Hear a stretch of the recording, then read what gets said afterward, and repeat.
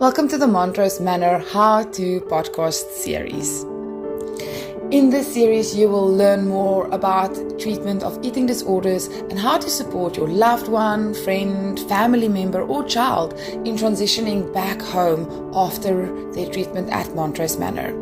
It helps to provide an understanding of the skills, tools, and processes that they go to, and also give you guidelines and practical strategies to implement in the transition home. The podcast is recorded by the Montrose Manor therapeutic team, and the voices you will hear are those of Madeleine van den Berg, occupational therapist, Firdaus Ahmad, occupational therapist, Lisha Mostert, registered counselor, Megan McCall, clinical psychologist, and Diane Iverson, the dietitian. We hope that you enjoy the recording. Please, if you have any questions or any follow-up processes, please join our parent support group or email one of the therapists to guide and direct you. Hi everyone, and welcome to the How to podcast with Montrose Manor. Today we are specifically looking at how to communicate more effectively. I have Lisha, Firdaus, and Megan with me, and we're going to chat and explore this topic today. Hello guys. Hi, nice to be here. So let's jump right in. How to communicate effectively? Why is it even a topic in our podcast?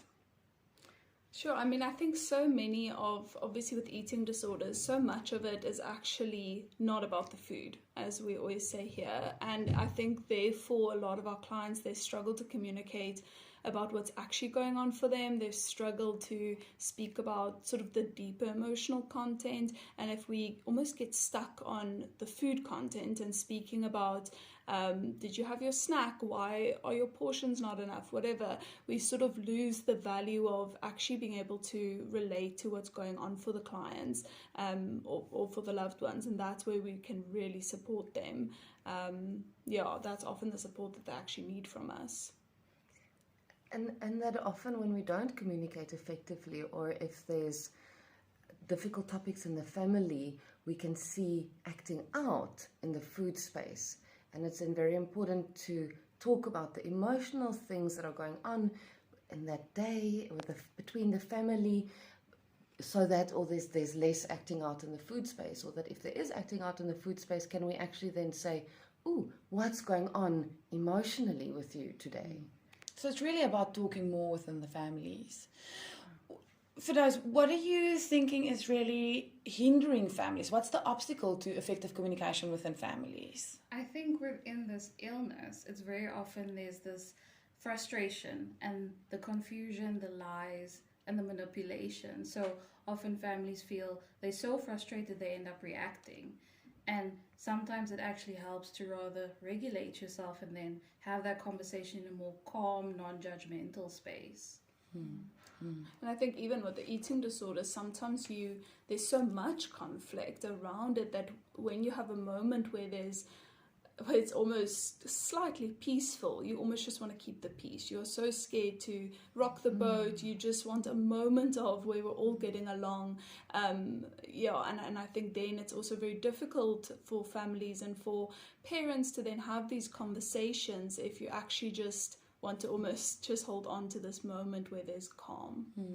We recently had a family day, and there was also a mom that spoke of being so desperate, being so scared when your child is not eating or overeating or throwing up or whatever they're doing. I think that links to that, as you so desperately want harmony and peace in the house, and you're so scared for your child's life. Does that maybe lead to the reaction that Firdaus is speaking of? Yeah, 100%.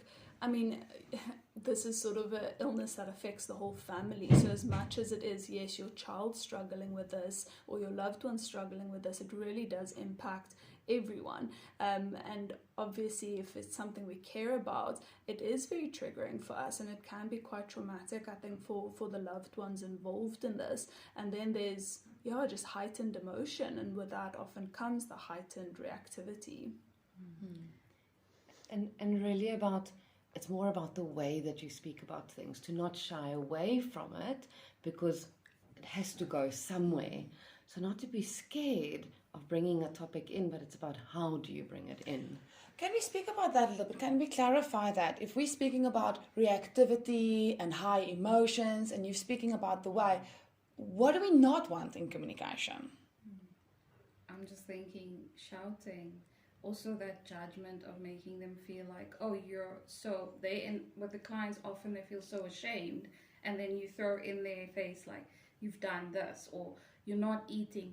And instead of explaining to them, when you're not eating, I'm really concerned for your well-being, So I'm just thinking of the winning formula again, the whole, when you do this, I feel this, because it creates more of an understanding of what behavior is eliciting this emotion for me. And it also helps the loved one understand, what do I need to work on? What am I doing here? So that formula is something that we teach a lot of the clients while they're here in the clinic, is to use this idea of or this formula of I feel, and then you fill in the blanks, when you fill in the blanks, and it sort of helps it helps to communicate what do I actually need, what is going on for me, in a way that it doesn't trigger the other person as much. If I say to you, I feel really hurt, or I feel really abandoned when you're shouting at me, that often evokes a very different reaction in you, as opposed to you always shout at me, you never speak to me in a kind way. That's often not effective, and it then brings up a lot of back and forth, and now we're actually fighting about the wrong thing. To be able to just use that formula, it often does help people just stay slightly more grounded.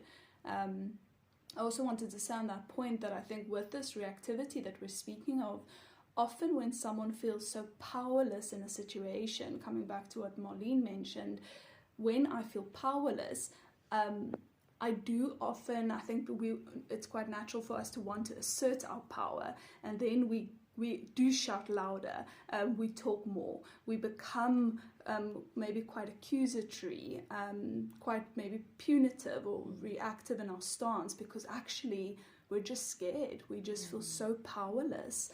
And I think if we can stay with those feelings and acknowledge that within ourselves, and say, I can see you're really struggling, this is difficult for me too, what is happening for you when you, let's say, when you don't want to have your snack?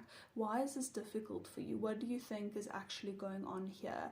That brings up much less reactivity in the other person, and just opens up sort of a dialogue, communication. I also just want to, listening to you, I'm thinking, when you as a loved one can say, I am scared, and you are vulnerable, you then allow the client to feel like I'm safe enough to speak to you. This is a safe space to share with you. So it creates that, safety. And it's not easy to be vulnerable or to identify, actually, like Lord Leisha said, I'm feeling powerless, I'm feeling scared, instead of just reacting. And it takes a moment. It really does, when you feel that initial irritation or anger, to take a step back and go, okay, what am I really feeling?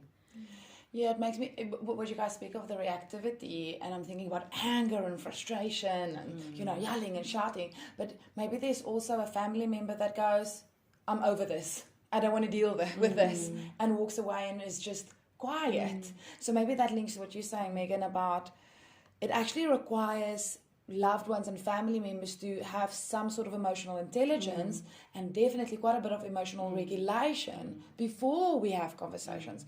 How much does heightened emotions, whether you are angry or whether you are despondent and just want to leave the conversation, playing a role in effective communication?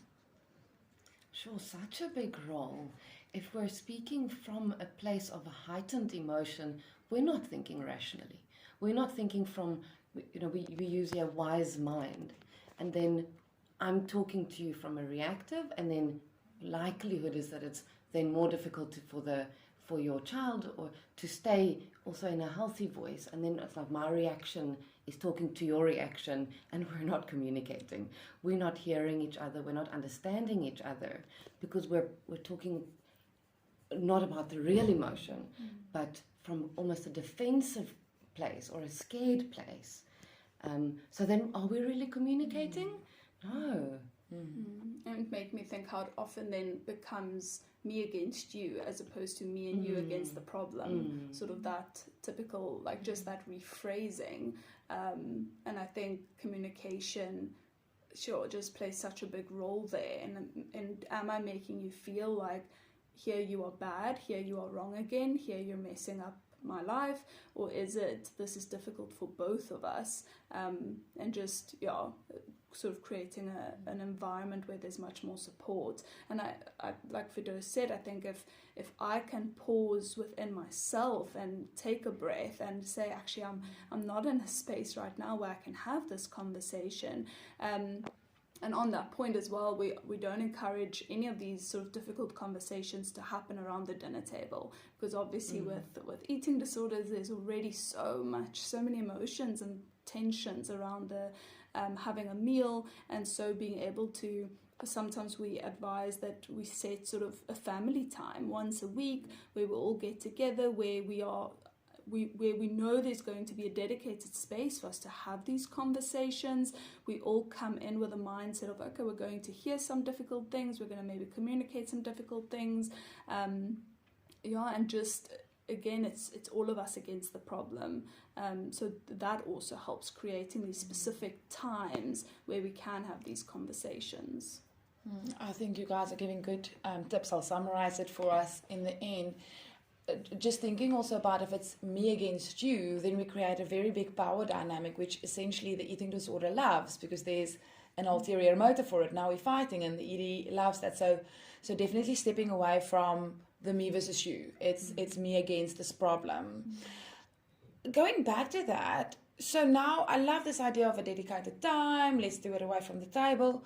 What if your loved one starts to speak and then brings up quite big content? Maybe mom or dad, I'm really feeling abandoned by you, or sharing about a traumatic experience, or share something with the family that you don't feel like you can hold. What is our thoughts on difficult relationships, and how far should you manage that on your own? I mean, I think we did another podcast where we speak a bit about how to support your loved one when they're having a difficult day. And I think even maybe listening to that podcast, just this difference between, I don't always need to jump in and solve the problem. Sometimes all you need from me is just me holding space and just hearing you and validating your experience.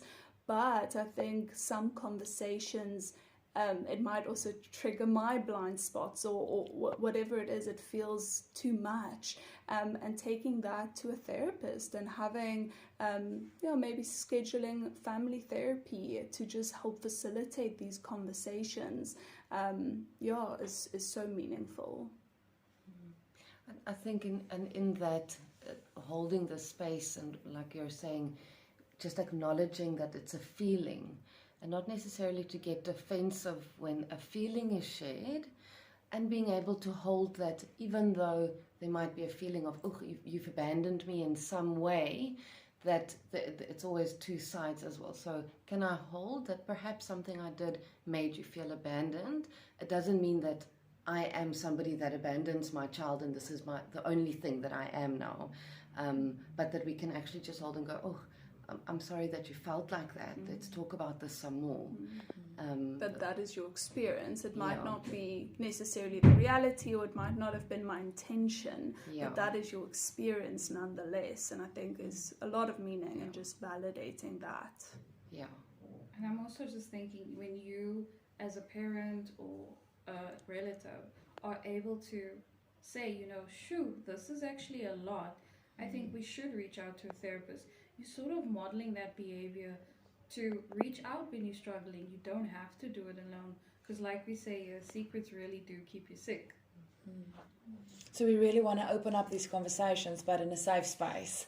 And I think when you guys speak of safe space, then we use, don't communicate around the table, don't have excessively heightened emotions, use something like the win-win formula, when you, I feel, and speaking about the emotion not from a defensive space, but rather from a space of holding and understanding, and then very much using therapeutic support if the conversation is too difficult to have. It might even be that as a family we go, these and these conversations are off topic unless we are in therapy, because they are too difficult for us to hold all together. Did I summarize this? Are there any other tips that you would say or give to people just around communicating effectively? I guess just a lot of empathy with yourself as well. This is so difficult, and so I think we can get quite critical with ourselves. Listening, I mean, I almost want to say everyone listening to this, the fact that you've already dedicated time and you obviously care enough to take time out of your day to listen to this, that's meaningful. So that just validating how hard this is, and the intention is not to be perfect. So as much as this whole thing is about holding space for your loved one, I think just having a bit of patience and empathy and hold space for yourself is massively important. Yeah, I'm just thinking about how many times when we speak with families, there's always this fear, am I saying the right thing? Am I being too harsh? But just opening yourself up to the conversation, and like Leisha said, being present there, being kinder with yourself, you're making the time, you actively trying to work with this as a family. It's so important. And we get it wrong too as therapists. We get it wrong where we are too loud or too harsh or too soft, and I think also holding the space to apologize and say, sorry, I had a bad day, I was snappy, or sorry, I didn't listen, I was distracted, or what you said was quite hard for me to hear, so I needed a moment. Maybe taking that time too. Yeah, because that's also modeling for the child that they can come and do that and say, oof, mom or dad, that was me speaking from my eating disorder, or that was not fair, or it just models that for the child. Sure. What a valuable and interesting topic.